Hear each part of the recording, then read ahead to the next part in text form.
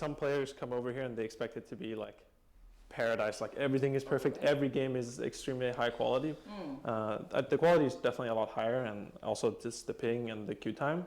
But not every game is going to be perfect. I mean, it's SoloQ in every single server. Not every game is perfect, but I've been really enjoying it here, and just the queue time is so low that you can play a lot of games in a short period of time on low ping. So I always really like coming here and playing SoloQ. Like we recently had 2021 Worlds where a lot of Korean players were making The camera quality looks terrible too. What is some going comments on here? about the difference of EU SoloQ compared to Korean SoloQ. I saw Faker said EU SoloQ is better. He gets, yes, but Faker's like a very special case because he gets sniped a lot in Korean SoloQ, like literally every single game. So he feels like he was a bit free of it.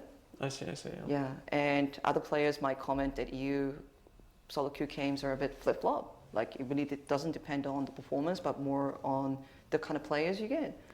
But in your opinion, other than just the shorter queue time and the quality of the games, what are the major differences between the Korean SoloQ and perhaps NA or EU, other than just the quality?